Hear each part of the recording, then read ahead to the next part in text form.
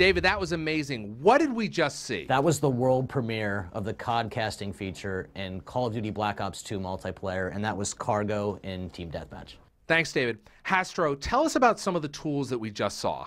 Sure. So you saw a few different elements in the COD Casting feature, and it just really allows us to get in and make a better viewing experience for the audience that's tuning into Call of Duty matches online, right? So you saw an element called the score panel, and that's the kind of the key element at the very top center of the screen. The score panel is just a way for us to give information quickly to the audience, the score, what team's in the lead, and how much time is left in the game. And then, of course, we saw the names up there. That's the nameplate. Yeah, the nameplate essentially is our way of giving the player a jersey and a number, right? A name on the back of the jersey. We're in a first-person POV in Call of Duty Black Ops 2, so we want to be able to identify the player and who you're watching, so that's what the nameplate does.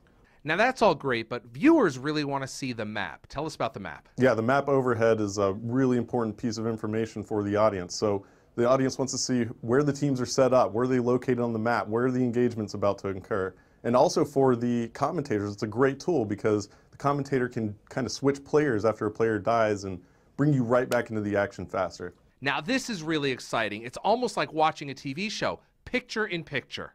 Yeah, now the picture-in-picture mode is just really robust, a lot of features there, but essentially you're able to see what the kill streak is for each certain player. If a player is just on a tear, he's got 10 kills in a row, you'll be able to see that in the right-hand column. Also, we have an objective column, so any player who's playing an objective in real time, you're going to be able to see live when that player is playing an objective, and it's going to identify that that player is in fact on the objective.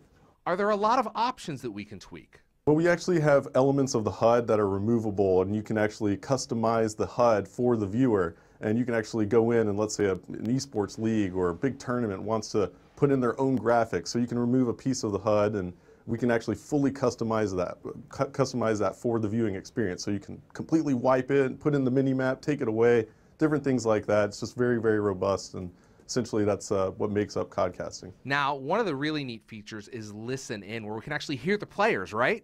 Yeah, the Listen In feature in COD Casting mode is actually my favorite feature. It really allows us to take the audience and put them into the huddle with the players. So you really get a sense for just how much their communication separates them from other teams in competitive play. The best professional teams in the world have top-notch communication, and it's crucial to them winning a game. So we get to feel what they're feeling, what they're strategizing, and just hear the overall just lingo between the players, and it's just really an exciting tool. It's just such a great deal of information that the audience is going to be empowered with now. In Black Ops 2, the commentators have all the right to make the viewing experience as customized to the viewer and the audience as possible. So, you know, for me personally as a commentator, I want to make the viewing experience as fun as possible for the audience, and I'm able to do that with CODcaster mode, but more importantly, I'm able to make sure that we don't miss those epic moments in the battles that may have gotten lost in the past. You know, these just crucial moments that change the face of the game and what essentially determines outcomes of matches. We're able to make sure that we capture all of that. Thanks, Hastro. David, I want to talk to you about some of these features. What was it like implementing some of these features? Yeah, so there's really a couple of really key pillars to the entirety of the esports and competitive agenda for us. Black Ops 2 has a league play feature. This is a sport. It's how you make Call of Duty multiplayer a sport, and we actually use skill-based matchmaking to put players in the right brackets. Competition is fun at any level, pro players and average players alike. We also have to make it fun to watch, fun to spectate. That's what COD Casting does. So that's why that feature is so important, have that production around that sport. And then finally, we need a way to give that sport or broadcast it to the world, and we do that with a feature we call live streaming. You're now putting basically thousands of dollars of tools into the hands of the community. That's got to be really exciting. You're expecting to see a lot of great stuff out of them. Yes.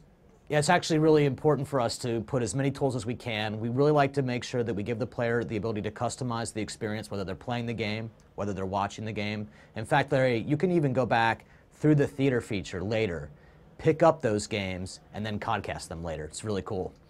The team at Treyarch has got to be excited about the work that they've done around this. They've always really enjoyed the community, but this takes it to a different level.